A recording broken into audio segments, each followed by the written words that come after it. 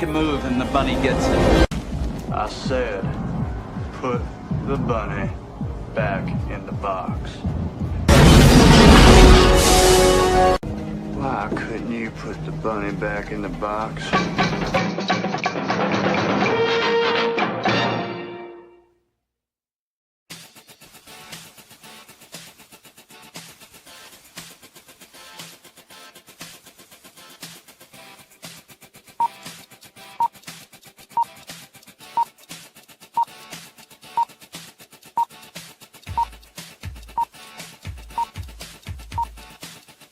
It's showtime.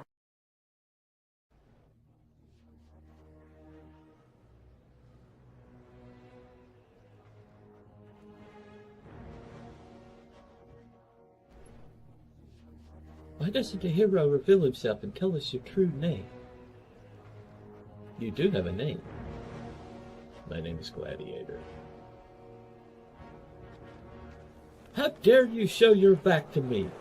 Slave, you remove your helmet and tell me your name.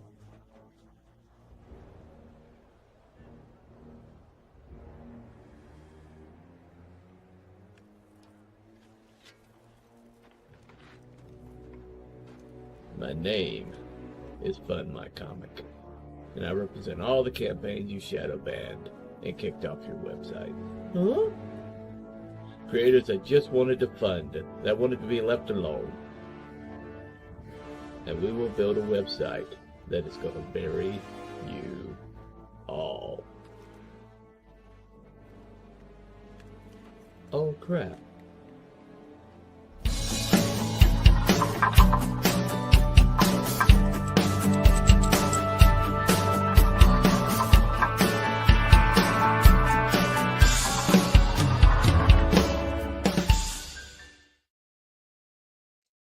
Hello there. Welcome to the latest show, the FMC Arena. Episode 1 is this is going to be a regular show on Thursday nights. Already got the first 2 lined up. But the first volunteer I have is I usually have like something I play before somebody comes on. So let me just play something random here. Get stupid, shoot an arrow like Cupid. I use a word that don't mean nothing, like lifted. I sang on do what you like, and if you missed it, I'm the one that said just grab them in the biscuits. Welcome to the show, Seth.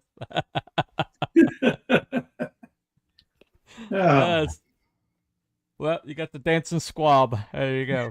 Congratulations. Usually I have like something colored graphic.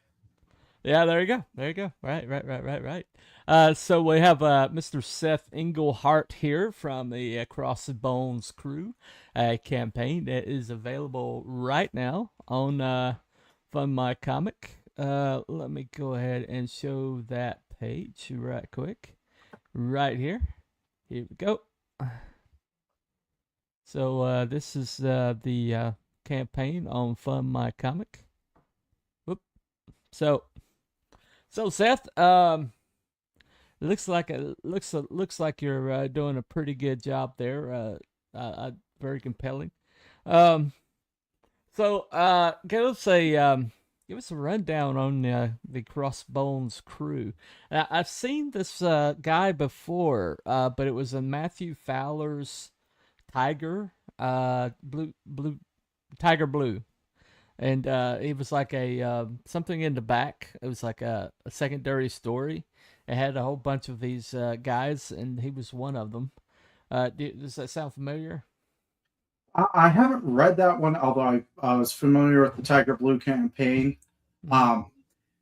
Kid Terror is a character that existed since before I was born. Right. All right. He had a company that went through a bunch of different names: Nador, Standard, Pines. They're defunct.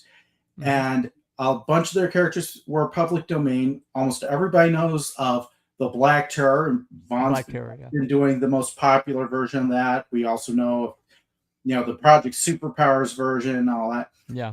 But a lot of people forget he had a sidekick. Right. Kid Terror. And when I was looking to put together a kid superhero team comic, yeah, I love time lost characters. Well, know, Captain that's what Teen Titans started out as. Is all the kid characters that were like the assistants to, like, you had Kid Flash, you had the Robin, you had all the assistants that kind of got together in one team, and that was the Teen Titans. So Yeah. that does have a presence, definitely. Yeah. I love time lost characters, as I was starting to say there. Captain America, the Right. Alan Scott Green Lantern for a while. You get the idea. So I wanted one of those characters. I'm thinking, well, I could pull a public domain character to the present, and there's my time lost character. Right. And since he already has experience as a sidekick and all the others are new to it, Yeah. he would be the team leader. Oh, there you go. FMC rules. Thank you, Steven Kruger. Good to see you, man. Agreed. So, yeah. So, have you campaigned on other websites like Indiegogo or Kickstarter with this? No, campaign? this is my first campaign I'm doing as a Fund My Comic exclusive. Gotcha. Right. This book will be Kid Terror's origin story, and while I plan to make it an ongoing, the first 3 planned issues are going to introduce the core members of the team, 1 character per book. Right. You did send me some images. Let me add that to stage. So this is the Crossbones Crew campaign right here. So this is on FMC right now. You are a little bit far away from your goal, but you'll get. I'm sure you'll get there. But yeah, this is so your art team. So run down your art team for us. All right. For the interior art, Joel Souza, he's doing the entirety from the concept art all the way through color. Right. So also the cover is Josh Howard, and he's coloring his own work on that. And then Pombo Design did the title logo. Yeah. Rick Joseph has agreed to do the lettering. Right. On the basis, if this funds, here's my rates of availability. I'm telling perfect, you're hired. Provided it funds, Right. Yeah. And that just leaves 2 more members of the team who weren't on the visual art side of things. There's Dave Brink. Oh yeah. He wrote the script, and then I'm the editor, producer. I came up with the series Bible for it. I've been editing every step of it. I'm running the whole campaign, and all the work that's been done so far has come out of my pocket. Well, Dave Brink, you can't get much better than him. He's the writer of Perfect 10, the Genuine Verse. Really great guy. But yeah, when I saw that he did your script, I was like, oh, sold. You got to start out with a good script first. So it obviously looks like you had an event that happened in the past, and then you have like a time skip. It looks to World War II, maybe. Yes, World War II. One of the things I did, there were some stories involving pirates. You had La Terre Noire, and some time traveling stuff in the old Nador books. I decided, well, what if the original Black Terror and Kid Terror in the Golden Age of Piracy were the inspiration for the World War II superhero costumes? Ah, okay. So first we tell a bit of their story, and then we jump to World War II. We see the origin of the Kid Terror from our team, and then we'll find out how he comes to the present day. Oh, okay. All right. Yeah, I think yes, that's a pretty neat idea. That so the boy who's having to pick up his books is going to be the Kid Terror. But the beginning of it's like another Kid Terror and the Black Terror from like the Pirate Age, I think. Yep. That's what you're saying. And so the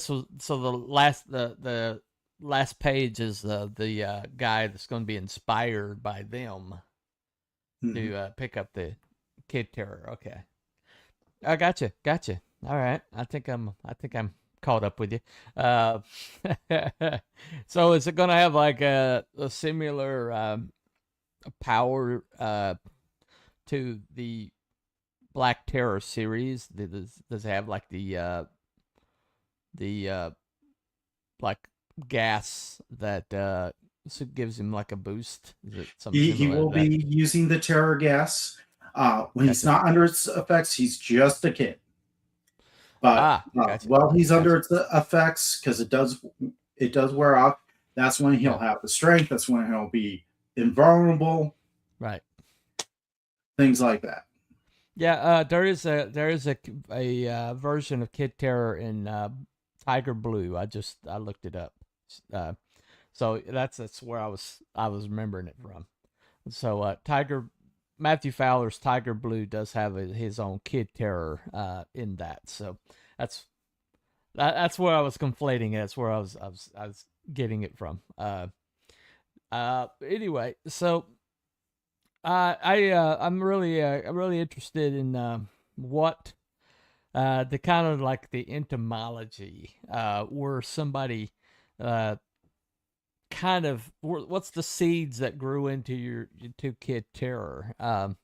What is like the comics that inspired your crew and you as a creator? Well, it's a mix of comics and Saturday morning cartoons.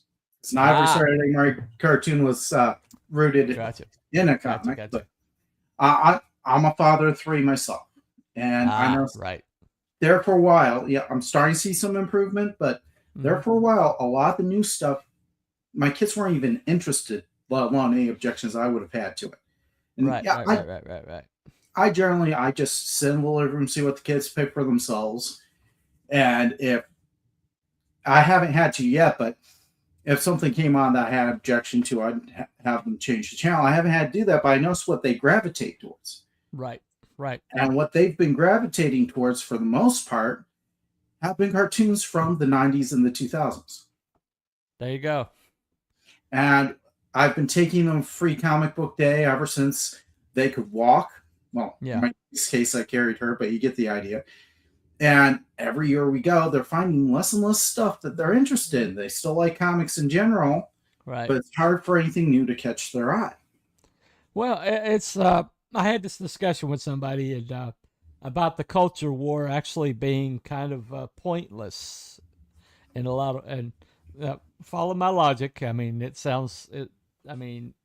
I've had people like just immediately come after me without hearing what I'm saying, but because of the poor writing and the conceptual background of these new stuff that's coming out, and that's just absolutely awful in any way conceivable way, even if it didn't have like the junk in it that we don't want our kids looking at. The bottom line is, because it's propaganda, the children are going to reject it. There's a reason why Captain Planet did not fly.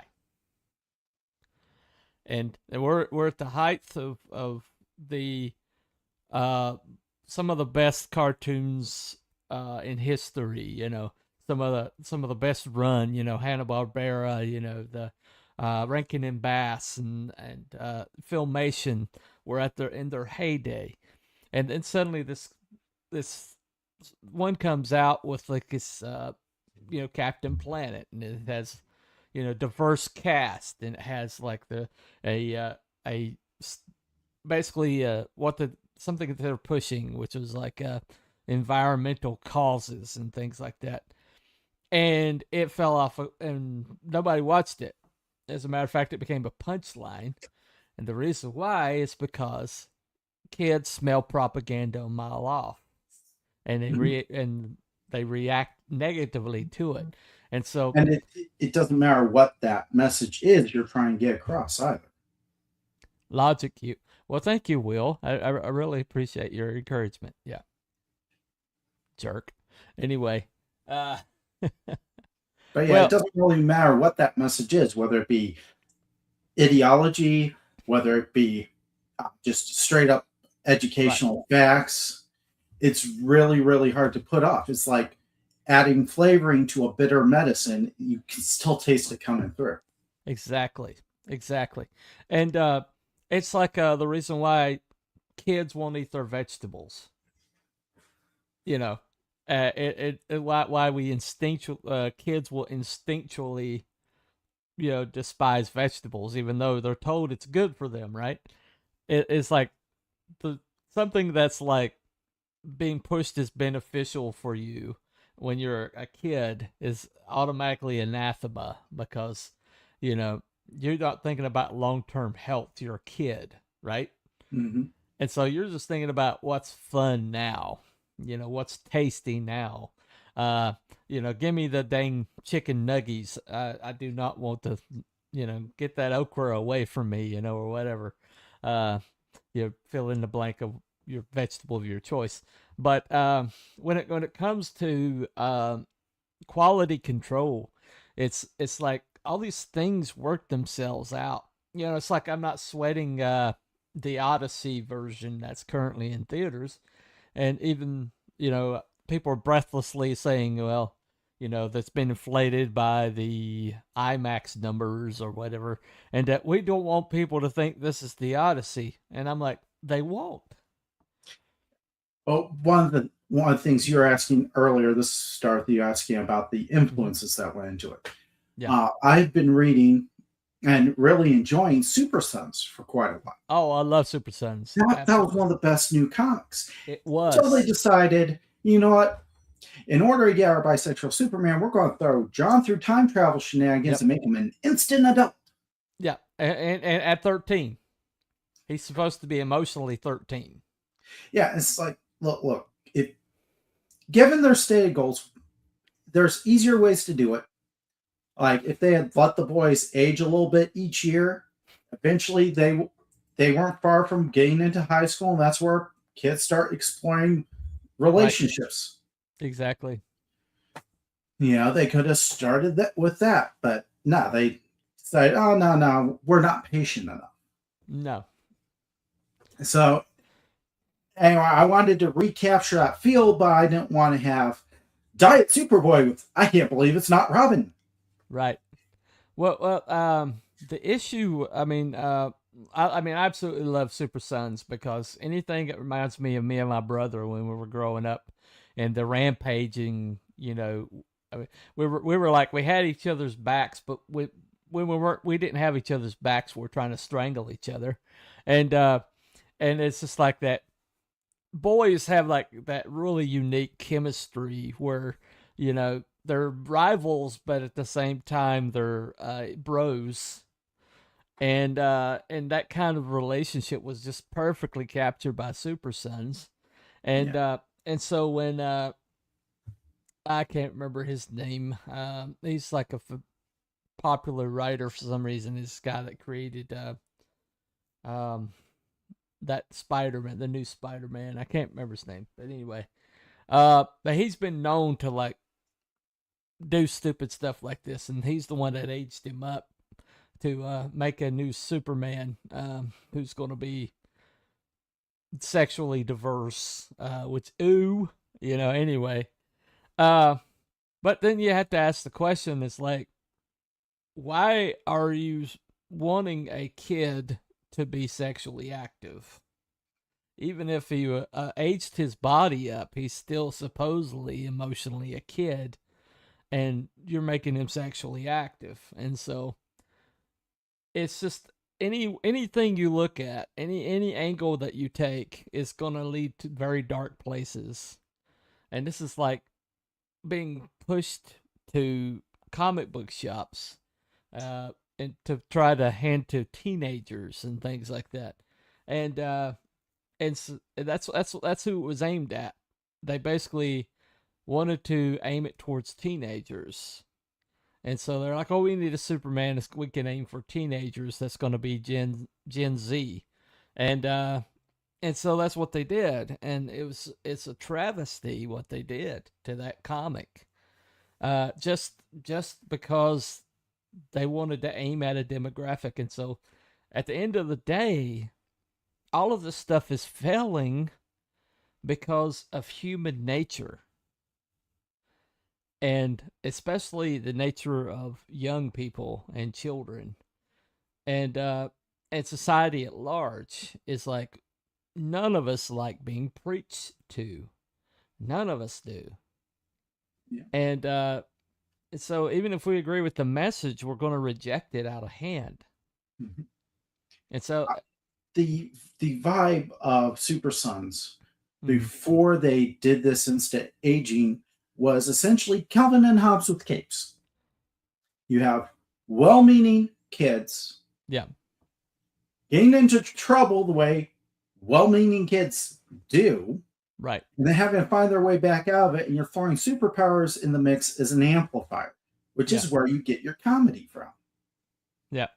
Well, I mean, you had Damien who doesn't know how to be a kid. Mhm. And then you got John who doesn't know how to be an adult. And so you had like John was pulling Damien back towards the kid side of things, but then Damien was helping John be less naive because a naive, superpowered kid is the dangerous thing. Well, they were also a magnification of the dynamic of their parents. Right. Batman's dark, brooding, cynical. Yep. Amplify that to a kid who was literally raised by assassins. There you go. Right. And a control freak, even more so than his dad.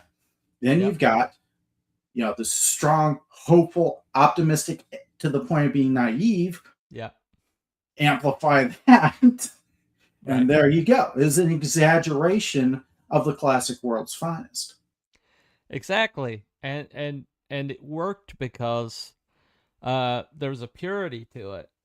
There was no whoever did. Yeah, I can't remember who did that Super Sons comic, but they basically the intention of that comic was to write these two compelling young men trying to learn to be grown up, and with big shoes to fill. It's universal, and it basically it taught life lessons, and in a very organic way. And so you could give. I mean, I've given those comics to my nephews.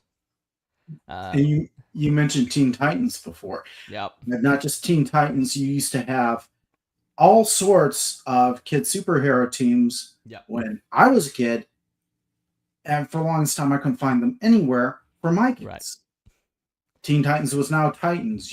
Young Justice, Young Avengers, whatever. Sorry, Young Avengers. That's right. They were older now. I couldn't find anything. I couldn't even find corporate tie-in comics. You used to have the Burger King Kids Club would have comics you could pick up in the stores. Yeah.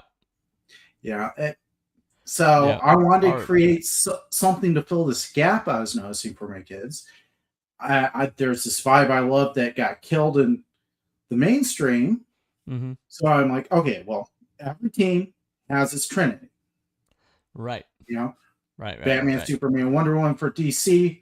DC's Peter J. Tomasi, Justice League. For the Avengers, it's Captain America, Thor, Iron Man. Right.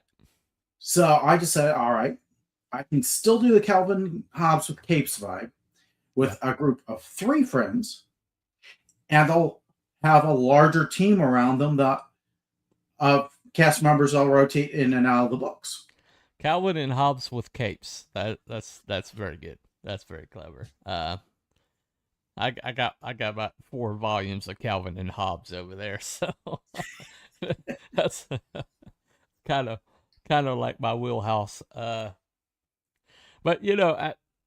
that's I was pushing Secondhand Lions the other day, because Secondhand Lions has this great message about, at the end of the day, Walter decided, the young man, who's coming of age, he decided that he was going to trust somebody for the first time in his life, even though his whole entire life up to that point had been untrustworthy people, including his own mother.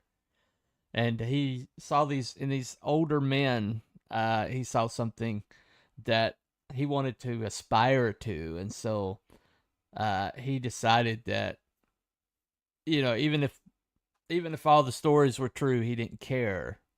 What he cared about was that he wanted them in his life. And so there's that beautiful moment, though, even at the end when he discovers, well, crap, I guess it was true. All of the stories were true, It didn't matter. And there was that moment where he just realized that moment in the car when he's, and his mom was telling all these lies about his uncles or whatever, and kind of confusing him all over again. But then suddenly it's like something snapped in him, and he suddenly realized, he's like, if I walk away from those guys, I will never learn to be a man, because that's the way I can learn to be a man. And so ultimately that message is what you see, what you used to see all the time in like young man's fiction. And that was that, because to young men, achieving adulthood is like a journey. Women basically, they mature because of their bodies mature, and emotionally they mature way earlier. But to young men, they have to achieve it, and so they have to have that modeled.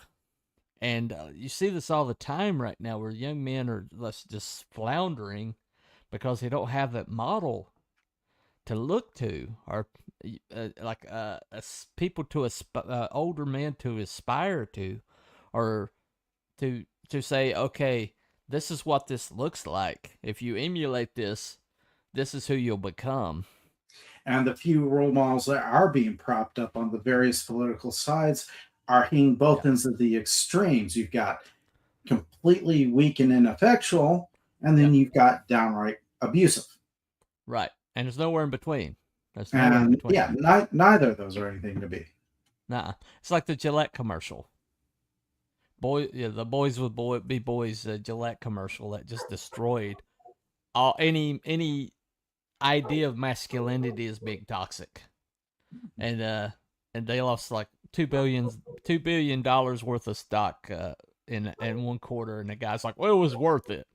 It was worth it. Why is it worth it to you to completely destroy your image and your whole entire market share? And it's because they want to destroy the next generation, and they'll spend any money, the amount of money, to do it. It's like, yeah, you're abusive, Will. You are. You're very abusive. Anyway, I have to play this every once in a while with Will. Give me 1 second. Let me find it. Here it is.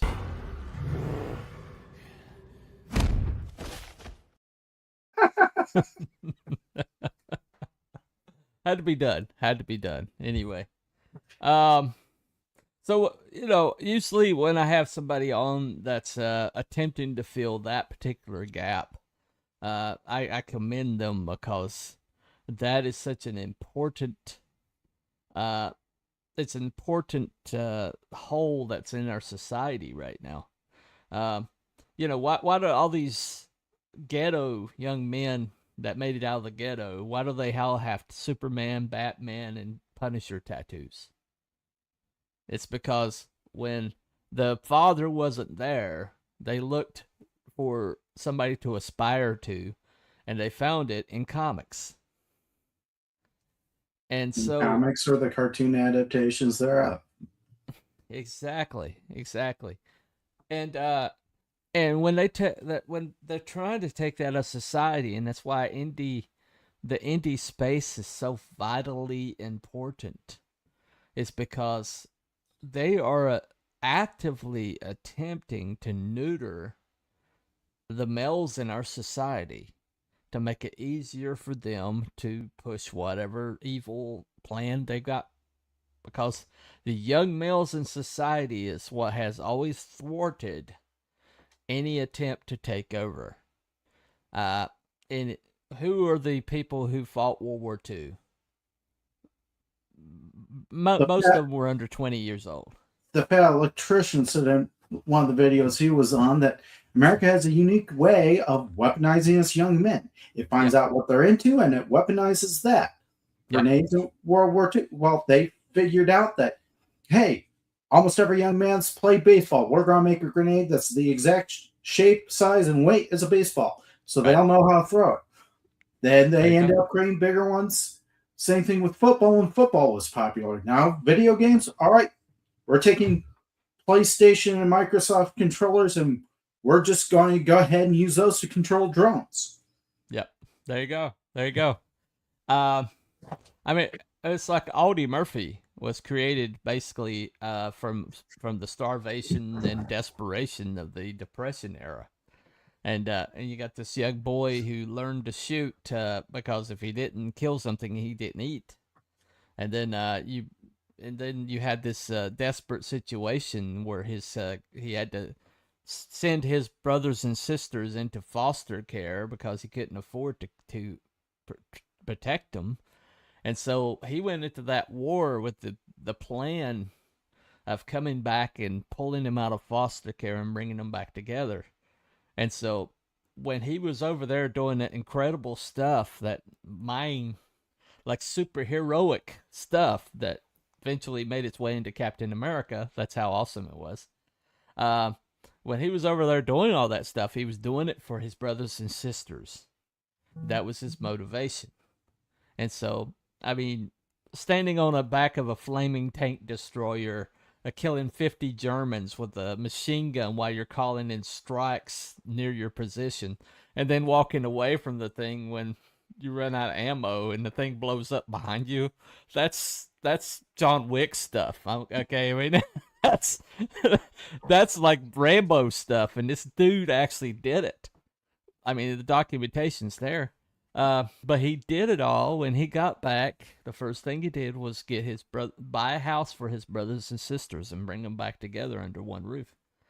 And so, you know, when the young men are like the most powerful force in our society. And, you know, it basically, right now, they're being like misused and wasted. And so any candle you can light in the darkness that's going to help them find their way is we got to try. We got to do our best to do it. Like now people can't eat wheat, speak volumes, remove warning labels. Yeah, everybody's afraid. Everybody's allergic to gluten. When did that happen, right? But you got a young generation that just doesn't have aspirational figures. They don't have any idea how to get there. And so, what is like the main message that the Crossbones Crew is going to teach this next generation, in your opinion? Well, first, I'm just looking to give them characters that they can have fun with in a world they want to play in. And then as plot lines occur themselves, I'll find the message in that. I'm not going to try to shoehorn anything particular in. Right. You have to start with the story and then find the lessons, not the other way around. Exactly. But if you tell a story that's a hero's journey, then the advantageous messages are going to be there automatically. Yeah, naturally. You can find things in there. And we're keeping that in mind at every step, even if it's small little things like, for example, when the tear gas was developed naturally in World War II, the first thing was, oh, well, let's try this on some soldiers. Well, right. Dave and I went back and forth on that a little bit. Dave's like, well, let's not have any of those soldiers that is tested on die. because younger kids aren't going to be able to. That's a little dark for them. And I'm like, yeah, but you don't want kids to go around mixing random stuff and huffing the result. So let's at least make it so they were gravely ill. And we came to that agreement that he hadn't thought of that part. Well, at the same time, children's literature used to be dangerous.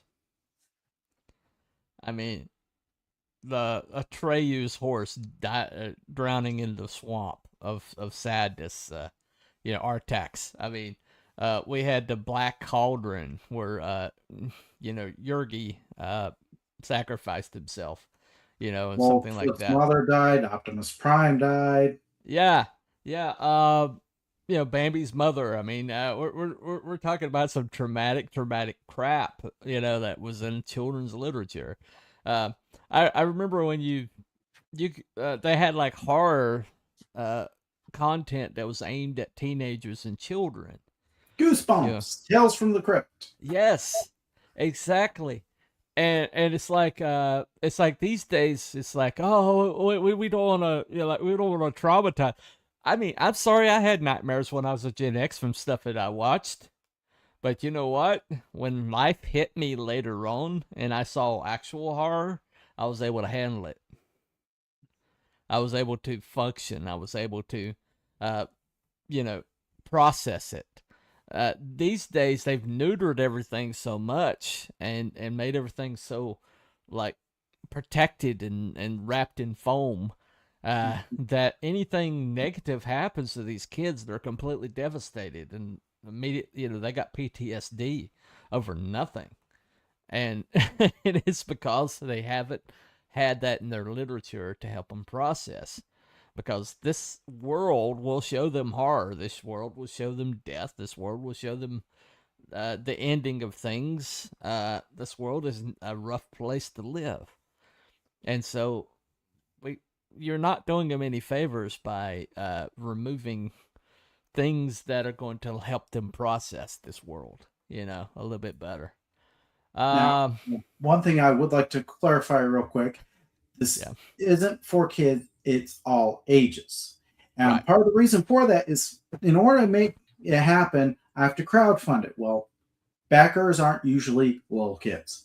Right. So I have to give everybody a reason to back. So I've got something in here I want kids to read this, but I also have stuff in here so that adults who are nostalgic over the Saturday morning cartoons will find a fun new story that hits all the right notes that they remember. Right. Absolutely. By the way, let me show this right quick. This is the Substack for Crossbones Crew. If you want more information and updates, that's the place to go. Yeah, I like with Substack, you've got your combination blog, email newsletter, and social media site. So I can do notes that go out to all my followers. My subscribers, which is free to subscribe, they get the entire long form post of my articles in their inbox to read at their leisure. So if all you want to know is what's happening with the book now, every week I send out an email. I send out an email with that. And if you don't have an account, you don't follow, you don't subscribe, you can still go straight to crossbonescrew.substack.com and see what the latest posts are. Right. Yeah. One second. So like the sidekicks of Black Terror. Yeah, that's exactly what he is. Yep. I like this. I used to mix random stuff and look at me now. See? You can tell back to Dave and say, see, Will, see? There you go. Now, while I do use public domain material such as Kid Terror, I also have a lot of brand new characters, whole cloth new. Right. Gotcha. Well, I mean, otherwise, what would it matter? I mean, what would it matter? If you're not I mean, that's the problem we got today is everything's rehashed and warmed over. Nothing's like original. And And even if you're going to take something that is in like public domain, it already has a track record, then at least do something unique with it. And they don't even do that. Exactly. And not just, hey, let's do a slasher horror film, because everybody's doing that. Right. There you go. That's pretty interesting. The phenomenon that's happened this year. We've had 3 movies that topped the charts in the movie theaters, and that were created by YouTubers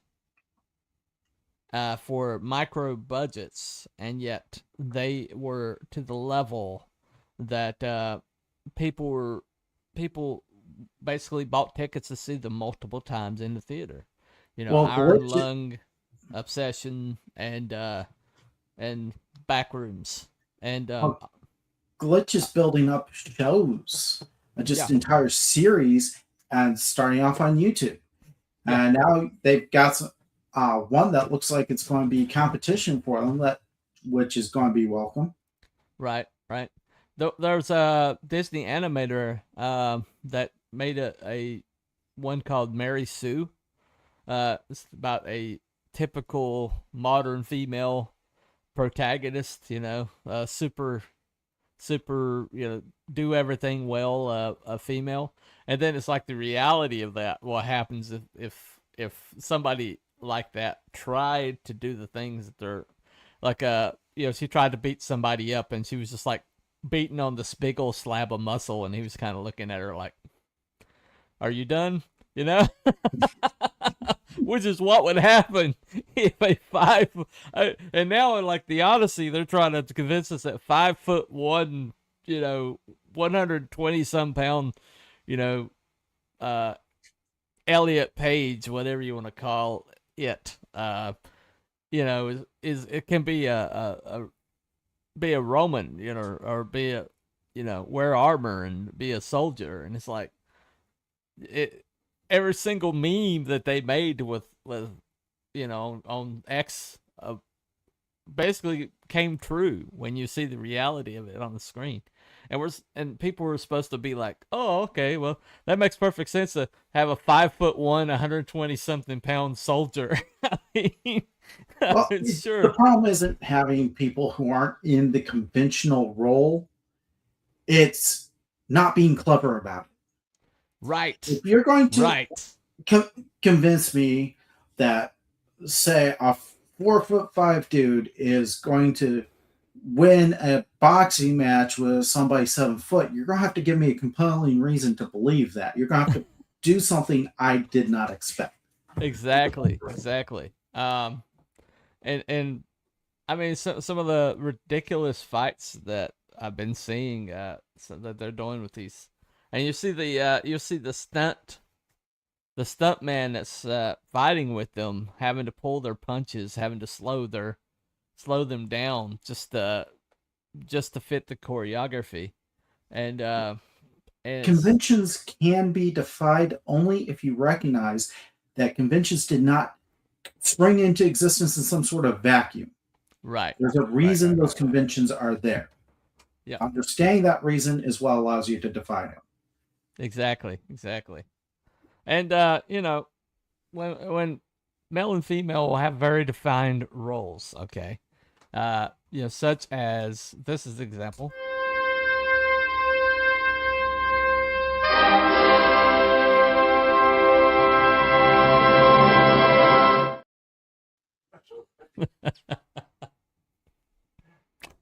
So, and it's, there you go. That's conventional. There you go. Yeah, the problem isn't that the roles exist. The problem is when you make them so rigid an individual cannot be an exception, or that someone can't aspire to break that mold. Right. You can't make them rigid, and you can't see one as lesser or greater. No. When we've got roles that complement each other. Right. And so what all we've had in the last 10 years is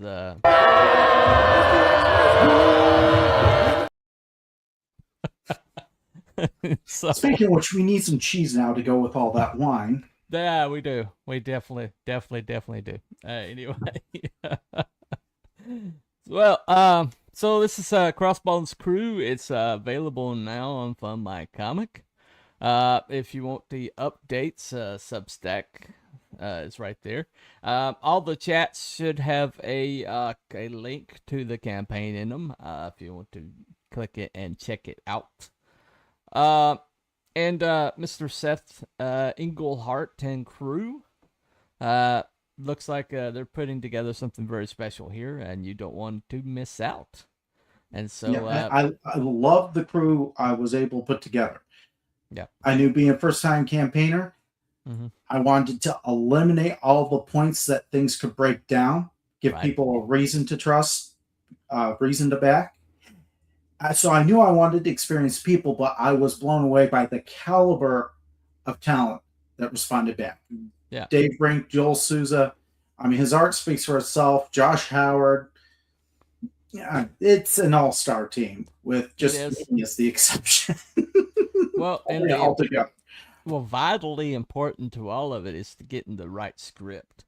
And Dave Brink is one of the best we've got going right now. That Perfect 10 series is amazing. It's better than anything I've seen in the mainstream in years or more. So essentially you start out with the right,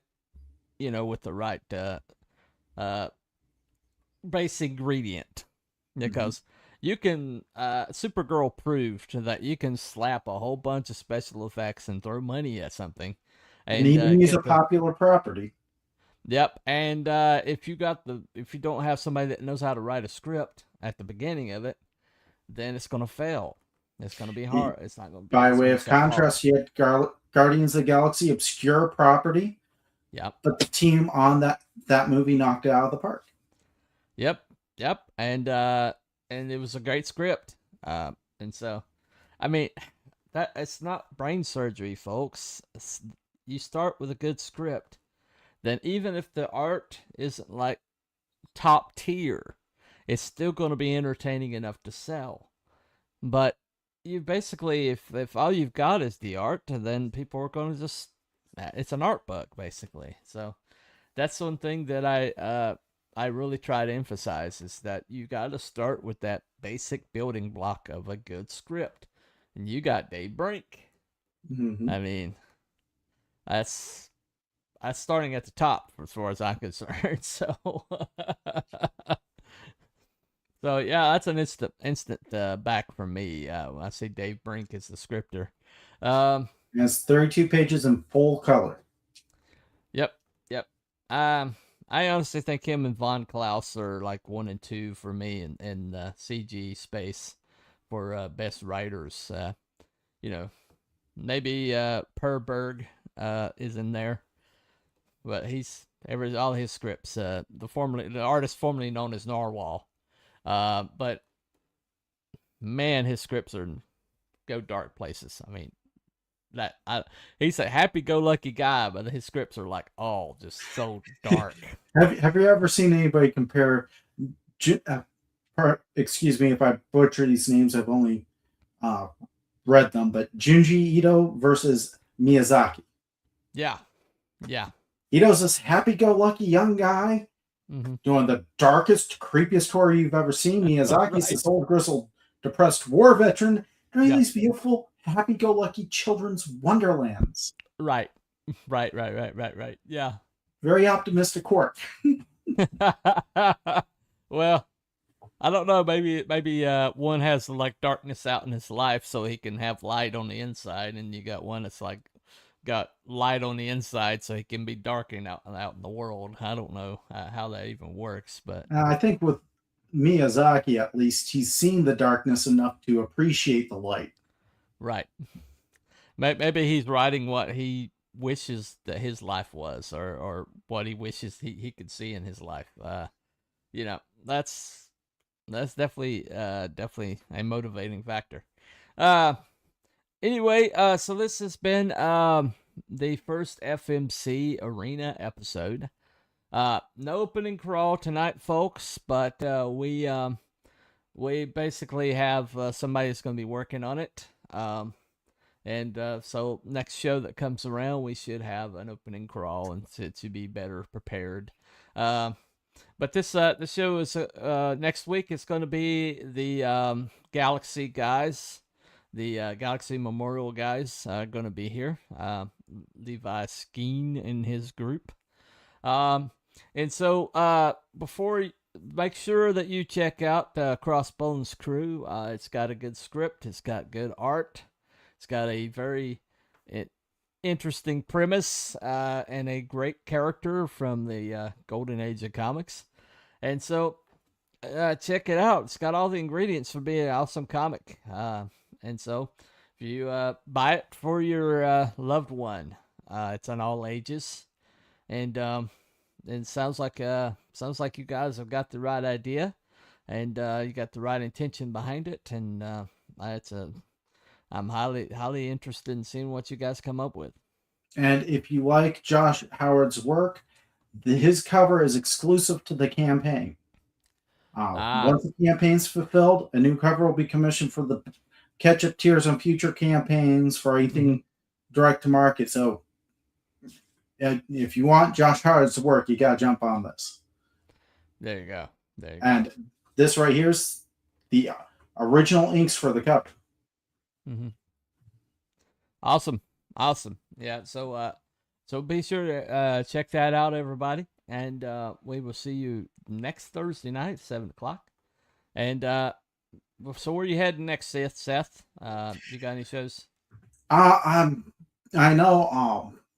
I had Vaughn was asking who wanted on, and I replied, but we haven't set a date for that. Okay. And I'm looking for more places to go on. I've found quite a few shows already. Okay. So yeah, always looking for somewhere else to be. The promo show game is starting to come back. It kind of went away for a little while, but I'm starting to see a lot more shows. Like the Friday night guys. I've been on the Friday nights. Don's got the studio. Yeah. This is starting up here. Here in addition to his Fun My Comic duties, he wasn't here tonight. Luke's been doing Nerd Bacon again. Yeah. Well, he's hopefully he'll be able to continue that, but he's trying to find a job right now, so he's kind of working. He's kind of watching. He juggles a lot. Yeah, he does. He really does. I think he had like a space comic. He's got a orc fantasy comic, and he's got his hybrids that he's working on. And on top of all that, he's a pastor. He's a pastor of a startup. Yeah. So yeah, I've been a pastor. And he runs I know FMC. how much you do not see that goes into that. Yep. And he's the chief head moderator of FMC, and so I don't know how he does it. I got no idea how he does it. But, probably with too little sleep. I'm thinking so. He does kind of look like he's packed his bags under his eyes there. So, bless his heart. But yeah, so just pay attention to space. Nerd Bacon is going to hopefully be back next Thursday at 9. And then the show's going to be at on Thursday on 7:00. So we're going to try to kind of double whammy on Thursday. It's going to be FMC day, I guess. And I see Will saying he's got a new episode starting in a few minutes. If y'all want, all right, haven't had enough, you can go follow him over. Yep. Check out Creators Outlet. Bacon. Yeah. Bacon. Anyway, that's all we've got for tonight. Check out Crossbones Crew, and we'll see you next time on FMC Arena. So enter the arena. Let me know when you want to come on, and we'll get you on. So have a very good night. Bye, everybody.